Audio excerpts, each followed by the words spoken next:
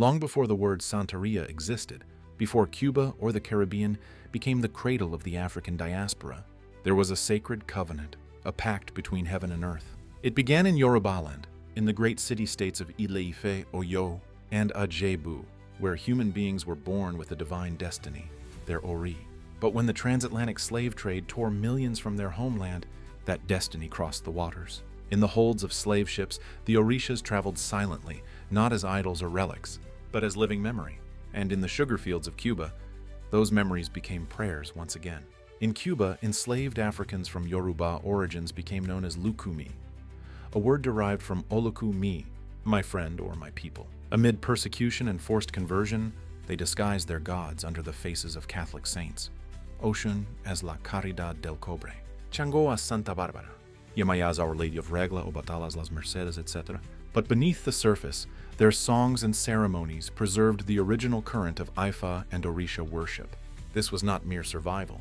It was spiritual adaptation, a way to maintain the bridge between the visible and invisible worlds. Thus was born the Lucumí tradition, a religion not of imitation, but of remembrance. Santería, also called La Regla Lucumí or Regla de Ocha, originated in Cuba, but its soul reaches back to the Yorùbá people of West Africa. In the early 19th century, thousands of Yorùbá were enslaved and brought to Cuba, carrying their orisha, deities, and spiritual practices with them. Forbidden from openly practicing their religion, they found creative ways to adapt. They identified the orishas with Catholic saints, hence the name Santería, the way of the saints. For example, Babalu Aye, orisha of illness and healing, was hidden behind the image of Saint Lazarus. Through these saintly guises, enslaved Africans continued to honor their orishas in secret, turning forced Catholic rituals into covert Yorùbá ceremonies. This faith evolved in colonial Cuba within mutual aid societies called cabildos.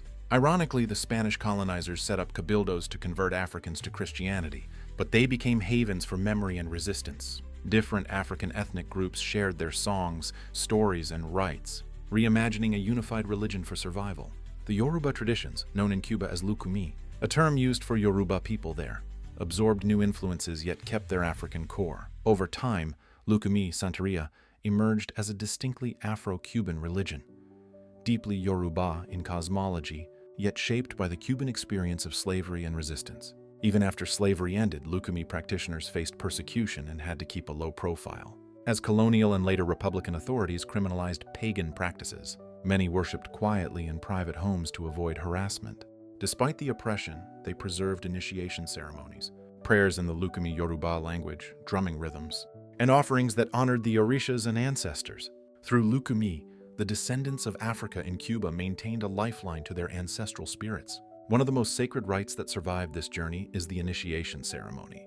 In Yoruba land, becoming a priest or priestess of an orisha, often through a rite called Oye or Itafa for Ifa priests, could occur even in childhood, inducting one into the spiritual lineage. In Cuba, initiation, known as Cariocha, literally making ocha or making saint, became an initiatory crowning usually reserved for adults. The initiate, whether male, santero, or female, santera, is seen as being born again as a child of a specific orisha. The Lucumí initiation closely mirrors its West African roots. It involves intense rituals of purification, sacrifice, and spirit work that culminate in the orisha seating in the devotee's head, the ori. In the crowning ceremony, the symbols and sacred tools of one's tutelary orisha are placed on the initiate as head, signifying that the orisha has claimed them as a son or daughter. Through drumming and chanting, the orisha may even descend to briefly possess the new initiate, confirming the bond. After this ceremony, called asiento, or making the saint, the individual emerges as an olorisha, one who has the orisha, empowered to serve that deity and community. The historical resilience of Santería initiation is remarkable. It was an act of defiance for enslaved Africans to initiate new priests in Cuba, sometimes even bringing outsiders into the fold. Records note that early Lucumí cabildos initiated not just Africans but also people of mixed heritage, even Chinese indentured servants and white Cubans who were trusted, all in the name of preserving the religion under adversity. Initiation rites provided continuity and strength. Each new Iyawo, initiated devotee, became a living repository of the tradition, ensuring its survival. What began in West Africa as sacred ordination continued in Cuba as a means of cultural survival and spiritual family-making. Today, as Santería lineages can trace their spiritual DNA back through those initiations to the Yorùbá motherland.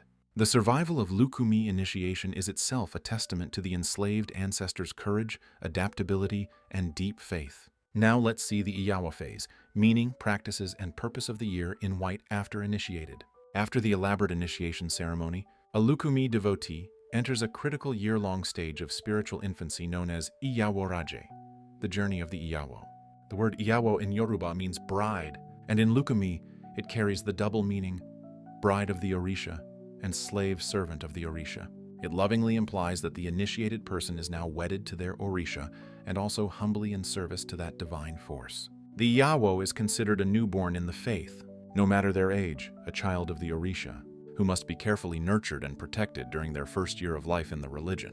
This Iyawo phase is often called the year in white, because one of its most visible features is the requirement that the new initiate dress completely in white clothing for 1 year and 7 days. Wearing white symbolizes purity, rebirth, and the cool clarity that the Iyawo must maintain. It also visually marks the initiate as set apart for a holy purpose, like a bride in sacred attire. But the Iyawo phase is about far more than a dress code. It is a comprehensive spiritual training and purification period, guided by strict rules that have been passed down through generations. These traditions aim to keep the young priest or priestess spiritually safe and help them cultivate the character and discipline expected of an elder in training. What practices and restrictions define the Iyawo year? The exact regimen can vary slightly from one casa, spiritual house, to another, and may be tailored to the initiate's guardian orisha, but some common Iyawo rules include dress and appearance. The Iyawo must wear only white, modest attire every day, no bright colors or black clothing. Their head is kept covered with a white cloth or cap whenever outside, symbolizing the sanctity of the head, the seat of the orisha. For at least the first 3 months, the initiate should avoid looking into mirrors, as excessive vanity or self-focus is discouraged during this early stage. Adornments are limited. No makeup, perfume, or flashy jewelry is worn. Aside from the sacred eliks, consecrated beaded necklaces received during initiation, and sometimes simple bracelets that represent their orishas. The initiate typically refrains from cutting their hair for the year, letting it grow naturally. All of this simplicity in dress is meant to cultivate humility and to visibly announce the person's commitment to their new spiritual path. Diet and eating habits. An Iyawo usually eats on a straw mat on the floor or on a low stool, rather than at the main table, especially in the first months. This practice, reminiscent of a child sitting apart, reinforces humility and recalls the simplicity of ancestral life. They often have separate dishes used only by them, usually white in color. Some lineages require the initiate to avoid certain foods that are taboo for their specific orisha. For example, an Iyawo of Chango might be forbidden to eat pumpkin or ram, which are Chango's sacrificial foods, as a sign of respect. The Iyawo also usually avoids alcohol and any recreational drugs entirely, keeping their body as a clean vessel for spiritual energy. Social conduct. Perhaps the most challenging Iyawo rules are those that govern social life. For 1 year, initiates are expected to step away from the usual social scene. This means no parties, clubs, or large gatherings where their energy could be jostled by many people.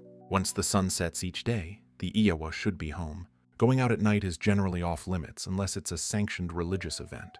They also avoid physical contact with others in public. For instance, no hugging friends or shaking hands with strangers. Even direct hand-to-hand exchanges are curtailed. Iyawos are told not to let people hand them money or objects directly. Instead, items can be set down for them to pick up. These precautions stem from the belief that the Iyawo carries a spark of the sacred inside them after initiation, and that casual touch or exchange can transmit spiritual impurities. As one elder explained to her Iyawo, "I had been cleansed and filled with shiny new light. Each exchange with strangers risked decreasing my brightness just a little bit." Thus, the Iyawo learns to move through the world carefully, almost like a person carrying a precious vessel of holy water that must not be spilled or contaminated. Now let's see the lifestyle restrictions for the Afro-Cuban tradition. Their first year, Iyawos live quite ascetically by modern standards. Dancing, except in sacred drumming ceremonies, is usually prohibited, so no casual dancing at a club or even at home. They refrain from listening to loud or profane music, sticking to spiritual songs or classical tunes that keep the mind peaceful.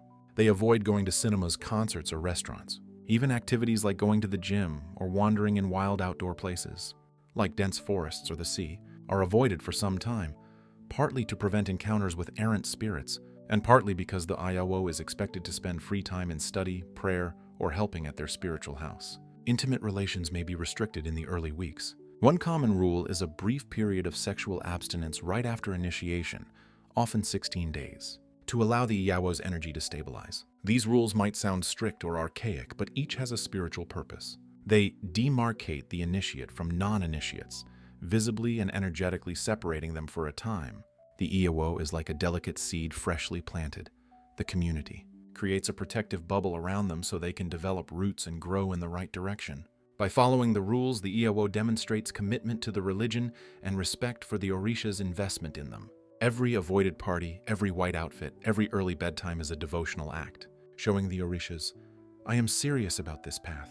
In Lucumí belief, the orishas in turn bless the Iyawo with wisdom, ire, and ashe, spiritual energy and luck, as they successfully complete the year. If an Iyawo flouts the rules, it's said they risk misfortunes or imbalances, since they haven't properly cooked spiritually. Importantly, the specifics of Iyaworaje can vary depending on the Iyawo's guardian orisha and the norms of their godparent's house.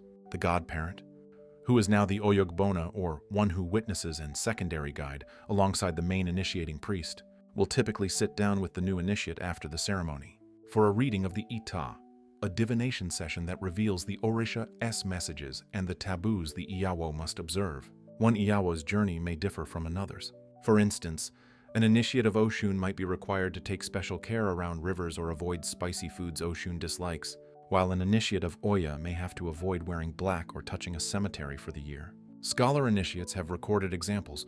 One new priestess reported she had to sleep and eat on the floor for 3 months, abstain from intimacy for a set time, and of course wear white and not cut her hair for a full year. These individualized rules come from the Orisha's guidance and are meant to tailor the Iyawo's development optimally. All the Iyawo's efforts during this year build toward the moment of graduation, often marked by a ceremony called the Ebo del Año, offering of the 1 year. When roughly 12 to 13 moons have passed, the initiate, surrounded by their elders and family, makes special offerings to give thanks and officially close their Iyawo period. They might receive a last cleansing, and then, symbolically, the restrictions are lifted. The Iyawo can finally wear colors again, appear in photographs, freely socialize, and truly step into their role as a full-fledged Santera. The anniversary of one's initiation is thereafter celebrated as a spiritual birthday, Cumpleaños de Santo, every year. But even as the formal strictures end, the Iyawo carries forward the lessons and transformed character that the year in white has forged. As the saying goes, you emerge the same person, but not really. The Iyawo enters that year as a neophyte and comes out as somebody reborn, tempered, and ready to serve the community and the orishas with deeper wisdom. The Iyaworaje is ultimately a rite of passage that molds a devotee into a true practitioner. From a spiritual perspective, the Iyawo phase is about protecting the sacred spark planted in the initiate. Lucumí cosmology holds that during Ocha, initiation, the orisha's essence is seated within the individual as head, almost like a divine presence or light now lives inside them. The year in white, with all its rules, is designed to shield that newborn sacred presence from negative influences and nourish it through good character and devotion. The Iyawo is encouraged to pray, meditate, learn songs, tend to their altar and sacred objects, and strengthen their connection with their ancestors and orisha. By temporarily shunning mirrors, nightlife, and external vanity, the Iyawo turns their gaze inward and upward. Mundane life becomes sanctified. Even doing household chores or sitting quietly at home is imbued with meaning as acts of obedience and faith. In this way, the Iyawo phase is a kind of spiritual cocoon, a time of introspection, learning, and metamorphosis. As C. Lin Carr, a scholar priestess, observed, the Lucumí year in white is beautiful, complex, and evocative, a remarkable example of lived religion that blurs the boundaries between the sacred and the everyday. The Iyawo must carry their sacredness everywhere, at home, on the streets, at work, and this constant awareness gradually transforms their identity and character.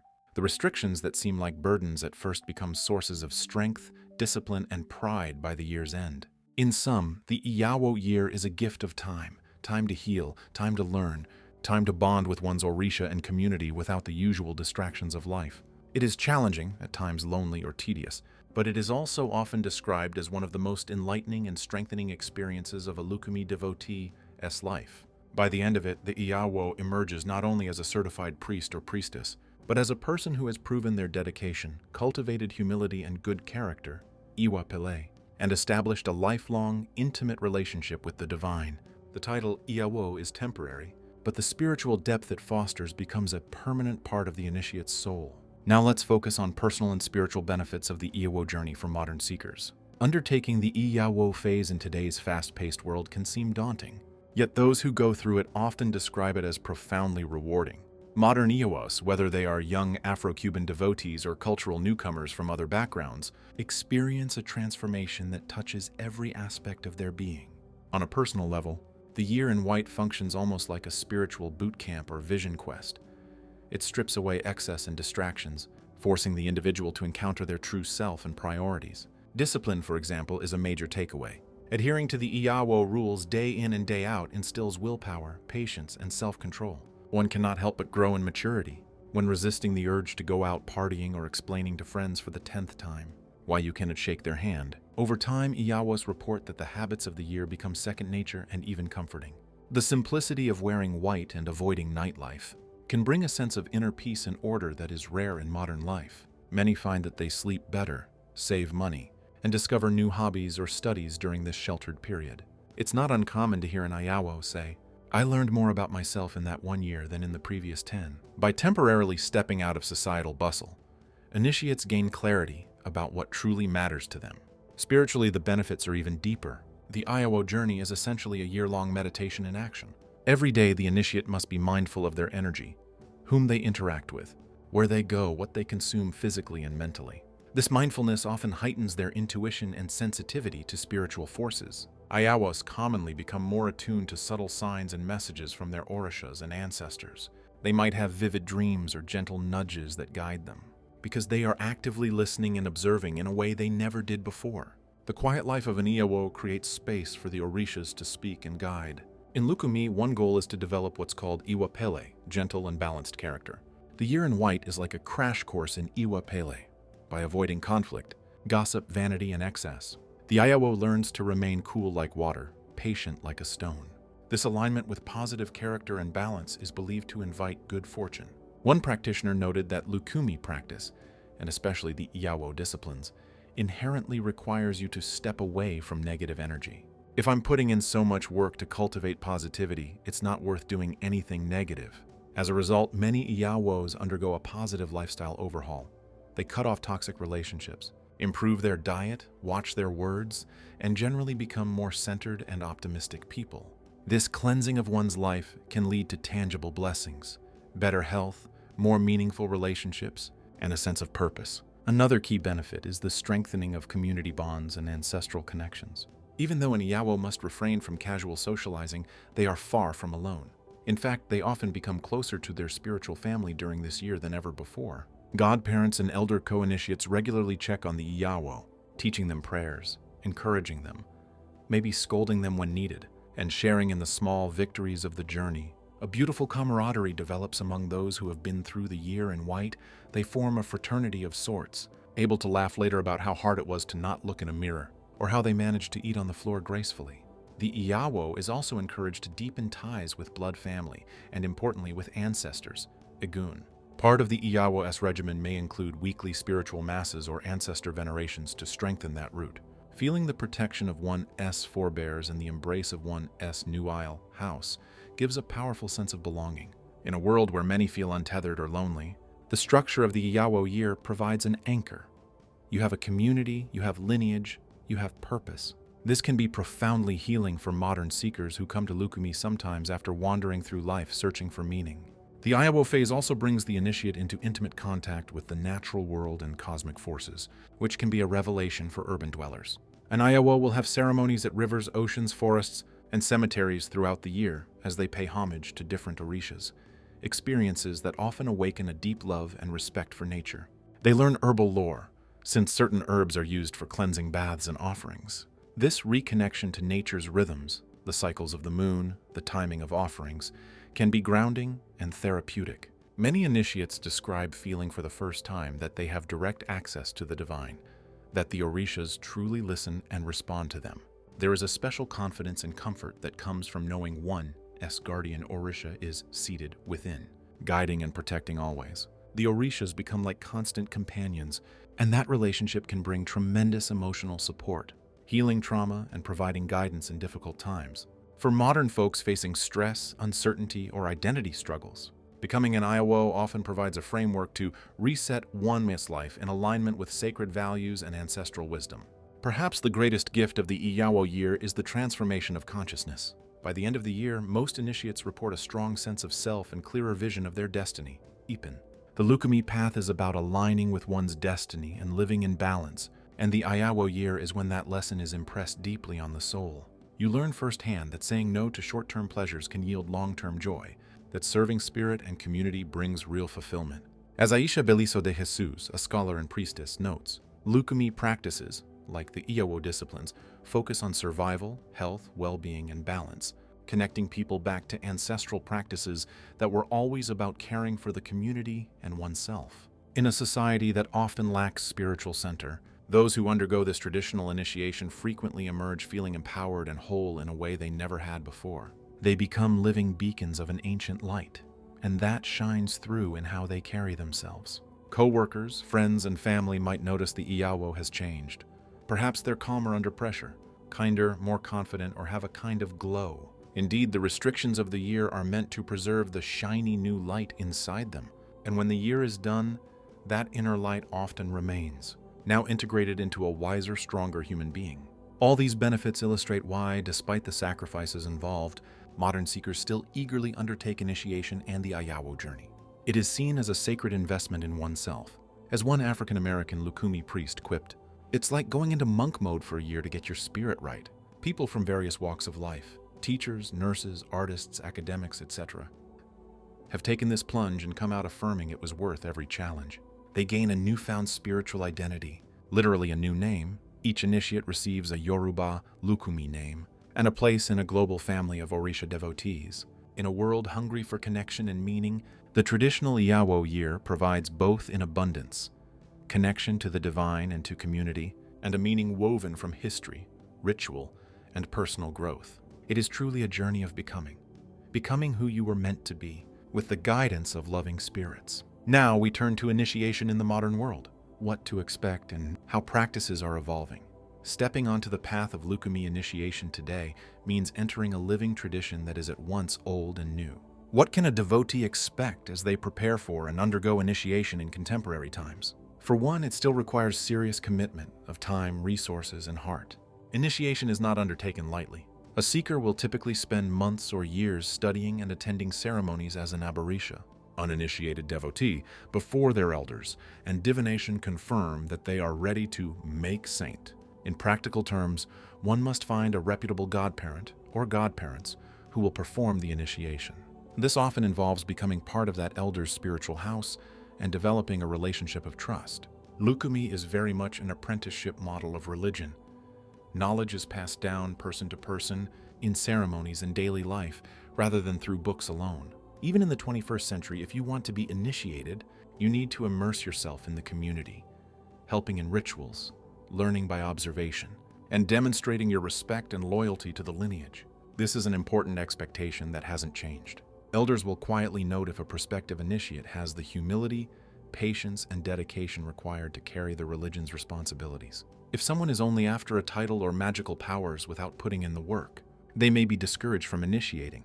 On the other hand, sincere seekers find that elders are welcoming and willing to teach, as long as one shows genuine reverence. Lifestyle changes will begin even before the initiation ceremony. A devotee might be asked to undergo spiritual cleansings and a divination called Aita to guide their preparation. They may have to quit harmful habits, excessive drinking, etc., as they get ready to receive the Santo. There is also the financial aspect. Initiation in Santería can be expensive, involving multiple priests, animals for sacrifice, food, and ritual materials. And in the United States, initiation costs can run in the tens of thousands when all is told. In modern practice, some houses allow a payment plan or communal fundraising to help an initiate cover costs, but it remains a significant investment. This is something a new devotee should anticipate, saving up money and contributing to their ceremony expenses. However, unlike a commercial transaction, these funds usually go into feeding the community, literally, as animal offerings become communal meals, and supporting the priests who take off work for a week to carry out the rituals. It's understood as part of the sacred exchange, and sacrifice in all forms, monetary, physical, emotional, is a core theme of initiation. When the time for initiation arrives, expect an intense, immersive experience that blends the mystical and the practical. The initiation itself spans about 7 days of rituals, with a couple of preparatory days before that. In the modern world, people often have to arrange time off from jobs or school to undergo this week-long ceremony. The initiate might need to travel. For example, someone in a city with a small Lucumí community may go to Miami or back to Cuba or wherever their godparent Isile is based. During those sacred days, the outside world falls away. No TV, often not even speaking except when spoken to, as you undergo prayers, drummings, and the ancient sequences of the Regla de Ocha ceremony. Even in 2025, these initiation steps are performed as they were for centuries. There is the misa espiritual to call ancestors, the head shaving and sacred herbal baths, the making of offerings to the river for Oshun and other orishas, the moment of Asiento where the orisha is crowned on one's head, and the presentation of the newborn priest to the community. It's awe-inspiring for many modern people to witness how alive these African rituals remain. Smartphone cameras are set aside. Nothing of the initiation is to be recorded or posted on Instagram. It stays within the sacred confines, maintaining the mystery that protects its power. After the ceremony, the newly initiated Iyawo steps out into the normal world, but their life is far from normal now. Lifestyle changes kick in immediately. The very next day, the Iyawo will don their all-white outfit, and the count of 365 days begins. Practically, this means the initiate has to reorganize aspects of their daily routine. For instance, if they used to go out late, they now plan to be home by dusk. If they loved loud music, they switch to softer tunes or enjoy silence. Many modern Iyawos have to communicate with their employers or teachers about certain needs. Some might say they are taking a year for religious reasons, where they will be wearing a specific dress code. One can frame it similar to how people understand nuns wearing habits or Muslims wearing hijab. Community expectations are that the Iyawo will respect these rules and also stay active in the spiritual community. An initiate is expected to attend any ceremonies in the ile, house, that their godparent invites them to, both to continue learning and to show gratitude. They often help with the cooking, cleaning, and preparations in these events.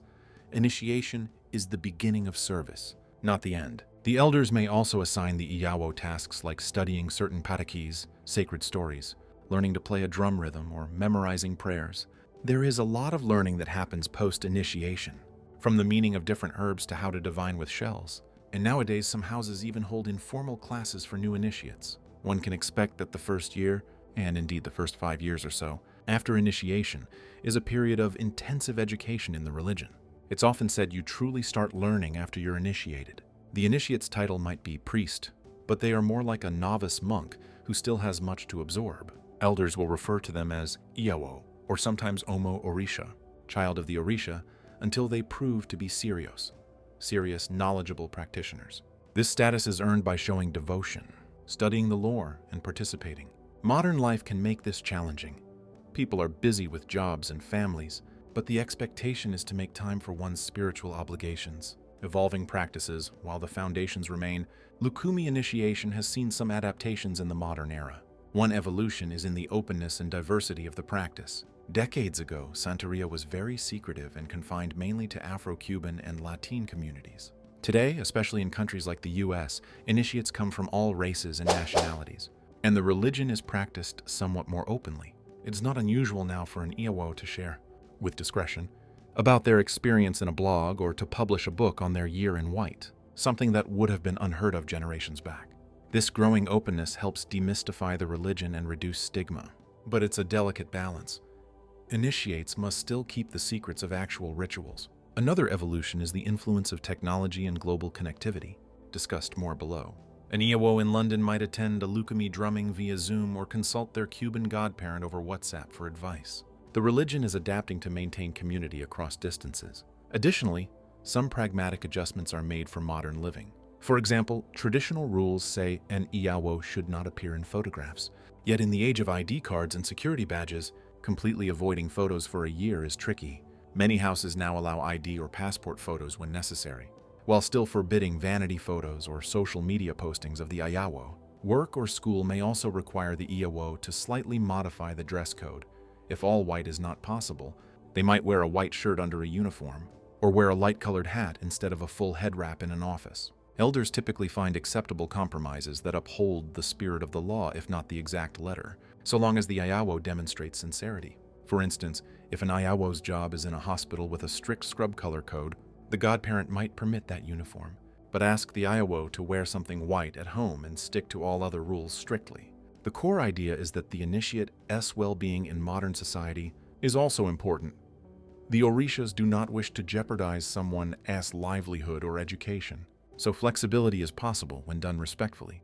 However, the Iyawo is still expected to avoid unnecessary bending of rules. They learn to explain to others, "I can't do XYZ due to a religious vow," which in many places is legally protected. In fact, the legal landscape for Santería practitioners has improved. A famous 1993 U.S. Supreme Court case affirmed the right of Lucumí practitioners to perform animal sacrifice as a religious freedom. Thanks to that, initiates in the U.S. today can more confidently practice their faith, though prejudice hasn't vanished. Community expectations in the modern world also include a level of accountability and representation. An Iyawo today may be one of only a few people publicly practicing Santería in their area, so they often become a de facto ambassador of the tradition. Elders might remind them, "Always behave with integrity. You carry the image of the orisha in public." Showing good character to outsiders is encouraged, to combat the many stereotypes out there. On the flip side, the Lucumí community worldwide has grown more interconnected.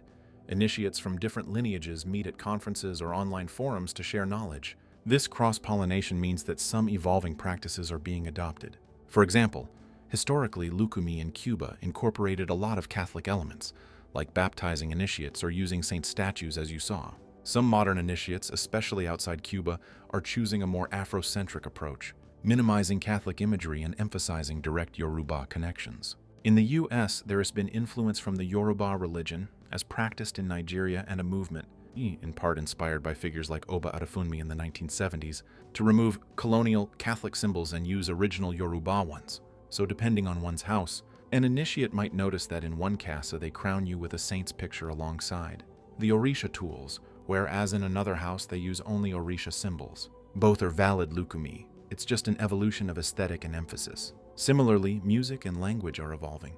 Some younger priests are learning Yorùbá language songs from Nigeria to add to the traditional Lucumí liturgy. The internet has made such resources accessible. Yet, houses also fiercely guard orthodoxy. No one wants to dilute the practice. The consensus is that changes should honor the tradition's essence. A modern initiate can expect some variance in style and outlook between different lineages, but the core initiation rites and Iyawo disciplines remain fundamentally consistent everywhere Lucumí is practiced. This continuity is part of what gives new initiates confidence. They are doing essentially the same sacred steps their elders and the elders before them did. In preparation for initiation, devotees today often seek out as much information as possible, perhaps by reading books or watching videos. But it bears noting that nothing fully prepares you for the actual experience. It's often described as life-changing, no matter how modern one's mindset. The richness of the rituals, the palpable presence of the orishas, and the outpouring of love from the community during the ceremony often moves initiates to tears. They realize they are part of something vast and timeless. In the modern world, where many ceremonies have become virtual or diluted, to undergo an ancient rite in its fullness is a profound shock and balm to the soul. "I felt connected to all my ancestors and yet born anew," said one initiate, capturing the dual sensation of continuity and rebirth that comes with Lucumí initiation. To summarize, a devotee entering initiation today should expect a serious, sanctified journey requiring personal changes and commitment. They enter a community who will expect their participation, humility, and growth. They might encounter tweaks that accommodate contemporary life, but they will also be taught the time-honored ways. The modern world around may look different. Cars on the streets instead of horse carts, smartphones instead of letter writing. But once the sacred drums begin and the orisha is invoked, an Iyawo in 2025 truly walks the same path as an Iyawo in 1925 or 1825. They become part of a living chain of tradition, carrying it forward into the future. Let's focus now on contemporary challenges for new initiates. Technology, appropriation, urban life, and secular pressures walking the Iyawo path in modern times isn't without its difficulties. Contemporary initiates face unique challenges that their predecessors didn't, and they must find ways to uphold their spiritual obligations amid a rapidly changing world. Let us explore a few of the notable challenges. The influence of technology. In the age of social media and constant connectivity, maintaining the privacy and sanctity of Lucumí practice is a delicate matter. Traditionally, Santería rituals and knowledge were kept within the community, shared orally and guarded from prying eyes. Now we have Facebook groups, YouTube channels, and Instagram posts about Santería, some educational, others sensationalized.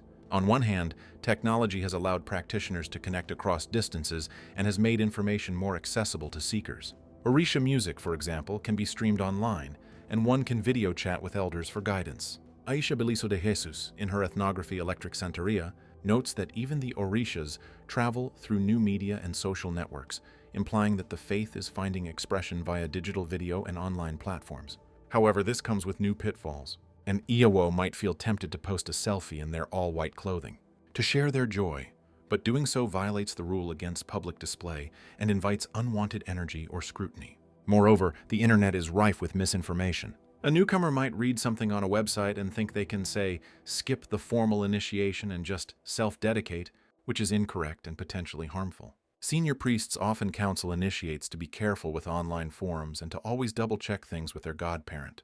There is also the issue of privacy. We live in a time where people share everything, but an Iyawo must learn the art of discretion. They might have to politely decline when friends tag them in photos, or keep their spiritual life off of their LinkedIn profile, for instance. Some have found creative solutions, like using a spiritual nickname on social media and avoiding posting any ritual details.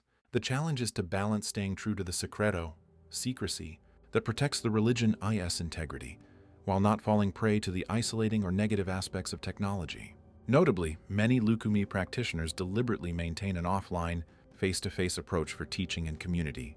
The deepest lessons happen at ceremonies, not in WhatsApp chats. If technology is used, it's often to coordinate events or to encourage. For example, a godparent might send a daily inspirational text to their Iyawó.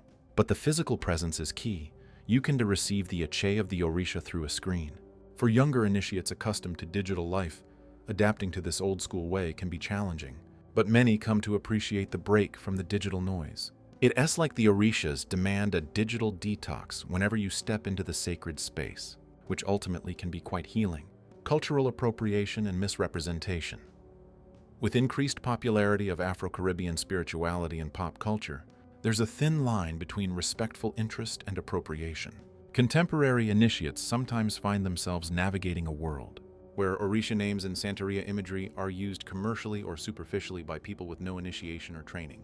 For example, one might see fashion brands using Yamaya's colors and motifs in a photoshoot, or uninitiated individuals on YouTube claiming to teach Santería spells. This can be distressing to those within the tradition, as it erases the cultural context and the rigorous training behind these practices. A common scenario is people who feel drawn to the orishas but have a hard time finding someone legitimate to initiate them, so they decide to just DIY their spirituality.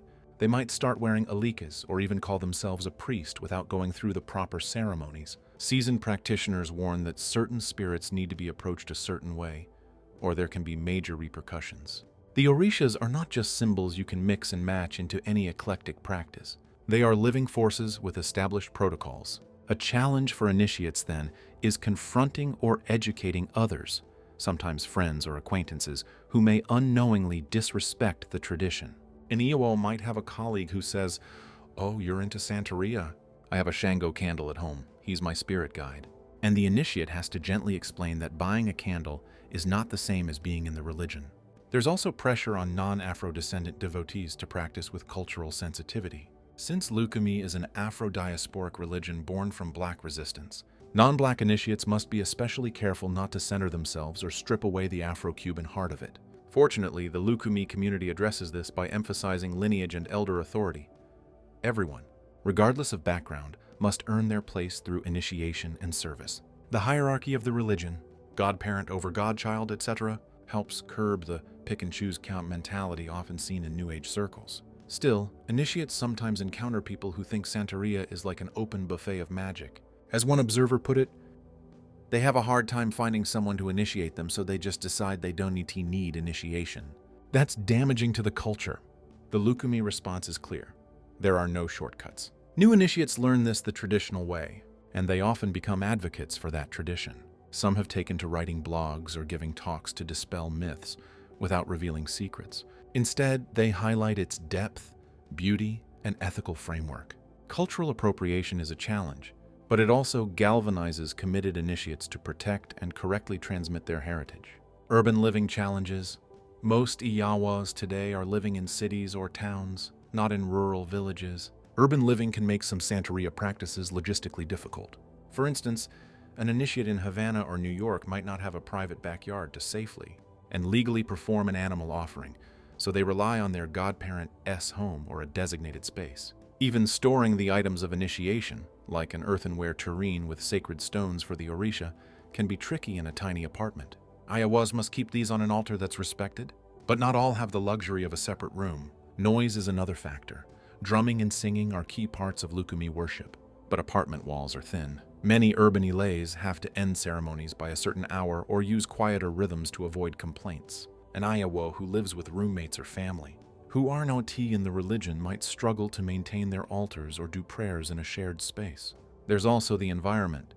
Orishas are linked to natural forces, and offerings ideally should be placed in nature, rivers, ocean, woods. City initiates often have to travel outside the city on weekends to fulfill these obligations, which requires extra effort.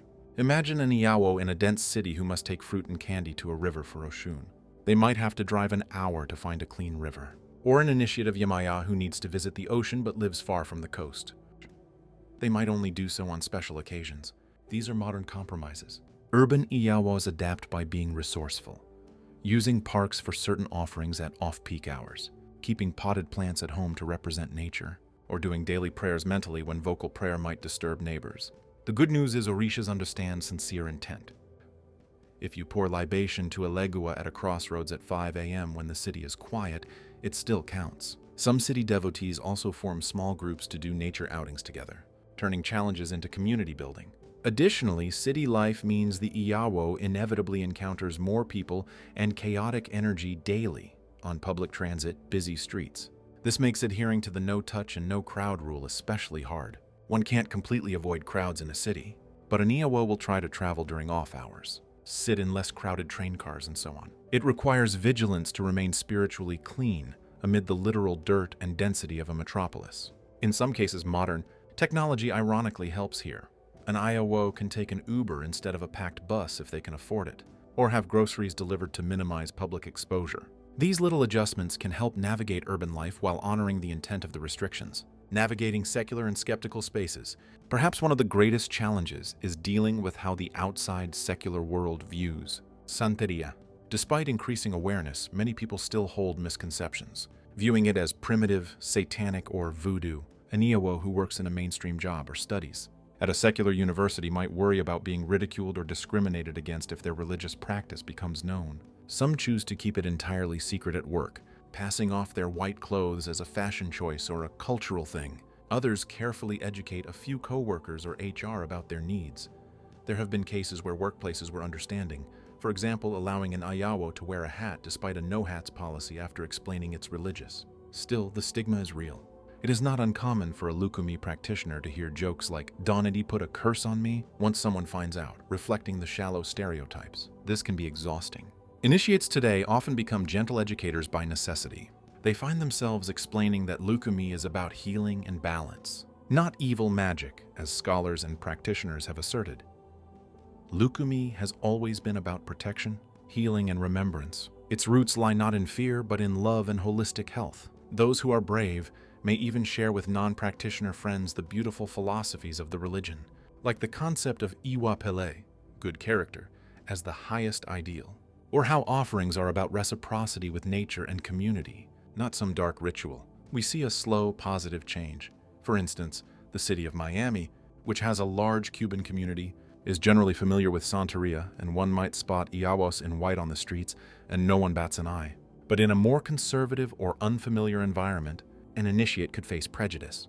There have been cases of neighbors calling police when they suspect animal sacrifices, or schools objecting to students wearing aliques, which are analogous to rosaries, but biases differ. Modern initiates thus must sometimes become advocates for their religious rights. Knowing the legal protections, like the First Amendment in the US, and having support from interfaith groups can help if issues arise. Secularism also poses an internal challenge.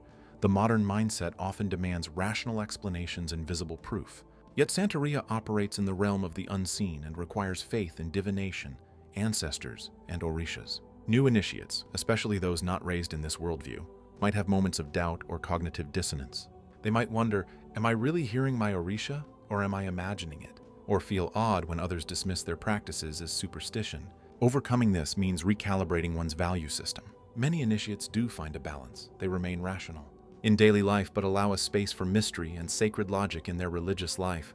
Having a community of fellow believers helps immensely. It normalizes their experiences. Over time, the evidence of their own life changes, and the tangible results of ceremonies, say their health improves or that job they prayed for manifests, quiet those doubts. Still, living in a largely secular society, they have to compartmentalize at times. At work, they might engage in scientific thinking, and at home they might light candles and pray, navigating two worlds. Rather than a burden, many come to see it as being in this world but not entirely of it. The orishas equip them to walk both paths. Finally, the challenge of cultural misunderstanding remains. Santería, being an Afro-Caribbean tradition, often faces racism and colorism.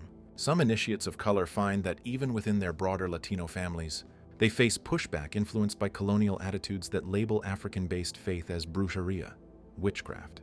Meanwhile, white initiates sometimes face skepticism from black practitioners about their motives or depth of understanding, and they must demonstrate real respect and allyship. All initiates carry the responsibility to honor the legacy of those who preserved this religion under oppression. Every Iyawo today stands on the shoulders of enslaved ancestors who risked everything to keep these traditions. A contemporary challenge, or perhaps motivation, is to live up to that inheritance. In a world with so many distractions and injustices, staying true to the Orisha's path is an act of devotion that also contributes to cultural resilience. As one scholar noted, Lucumí is all about survival and care. It taught oppressed people how to survive with dignity. Modern initiates in their own arenas continue that story. They use technology carefully rather than let it use them. They push back against appropriation with education. They bring nature and spirit into the concrete jungle. And they maintain good character and faith even when misunderstood. These challenges, while significant, ultimately refine the initiate's resolve. In facing them, Iyawos today truly earn their title as brides of the Orisha, fully committed partners in a sacred covenant, navigating the new while honoring the ancient. From its genesis in Yorùbá land through the crucible of the Cuban sugar plantations to the global cities of today, the journey of Santería Lucumí initiation is one of resilience, adaptation, and profound spiritual power. The Iyawo year stands out as a time-honored vessel carrying this power, a rite of passage that transforms ordinary men and women into bearers of sacred tradition. In this narration, we explored how the historical origins of Lucumí initiation root it firmly in a legacy of survival and remembrance, how the Iyawó phase with its year in white demands sacrifice but yields wisdom, how the benefits of that journey uplift and empower seekers even today, what modern initiates can expect as they weave these practices into contemporary life, and the challenges they face in doing so. Through it all runs a common thread: Santería, la Regla de Ocha, is ultimately about finding balance, living in harmony with one-us destiny, community, and the natural and spiritual worlds. For a prospective initiate or a curious observer, an ancient communal ritual still has the ability to profoundly change lives. The Iyawo journey is reverent. It requires bowing one's head, sometimes literally as when receiving the orisha, and surrendering to something greater. It is informative. Each restriction and practice teaches a lesson. Each story told by elders carries knowledge. And it is ultimately empowering. It empowers through connection to one's ancestors, to the orishas, to a community of elders and fellow devotees, and to one's own higher self. The Yorùbá often say, "Ikulotopin, ayelotomo orunniil." From death we come, to earth we are born, and heaven, the spiritual realm, is home. The Lucumí initiation symbolically dies to an old self and is reborn as an Iyawo, ultimately finding a home in the lineage of Orisha worship. Despite the modern challenges addressed, Lucumí practice is flourishing around the world. Far from being a relic of the past, it has proven dynamic and relevant. Young people are turning to the orishas in search of identity and healing. Elders are adapting ways to guide them without diluting the essence. Together, they ensure that this Afro-Caribbean spirituality not only survives but thrives. In Los Angeles, Lagos, London, or Havana, one can find voices singing in Yorùbá, drums beating in honor of Ogun or Oya, and initiates dressed in white, quietly praying for guidance to live rightly. These scenes are acts of quiet revolution against a world that often disconnects us from spirit. In closing, the path of Santería Lucumí initiation invites one to step into a sacred river of tradition. You feel the current of those who came before, even as you wade in with your own aspirations. The Iyawo year may test and teach, but it also gifts a new priest with clarity and balance, aligning them with their ori, inner divine self, and destiny. As practitioners often affirm, estoy haciendo santo para vivir mejor, I'm a making saint, being initiated, in order to live better. Lucumí is indeed about living well, with good character and in right relationship with the seen and unseen worlds. In a society that can often leave us spiritually unwell, the orishas offer tools for healing and wholeness. To become an Iyawo in the modern world is to say yes to an ancient call, to become a vessel of Ashe and a bridge between worlds. It is challenging, yes, but for those who undertake it, it is unimaginably rewarding. They carry forward a religion born of love and resistance, wearing their white as a badge of peace and initiation as a badge of honor. And as they do, they show all of us how tradition can light a path through even the most complex of times, reminding us to live in balance, honor nature, and never forget the ancestors on whose shoulders we stand. To walk the Lucumí path is to remember who you are and who walked before you. It is to honor the ancestors who carried their gods through suffering, so that you could inherit your crown in freedom. If you are called to initiation, know this: the Iyawo year is not the end of your old life, but the birth of your eternal one. Your orisha is not outside you. It lives within your ori, whispering every day, I have chosen you because you are ready to remember. If this message speaks to your spirit, share it with others on the path. Let's keep the voice of our ancestors alive. Subscribe for more teachings on the mysteries of the orishas, and may your journey, whether as seeker or initiate, be blessed by light, humility, and the eternal ash of your destiny. Ache, and until next time, peace to your ori, or as the elders might sum up, Ache o, Maferafun egun, Maferafun orisha. Blessings, praise be to the ancestors, praise be to the orishas, praise be to Olodumare, Asheto, Oshunoju Odu signing out.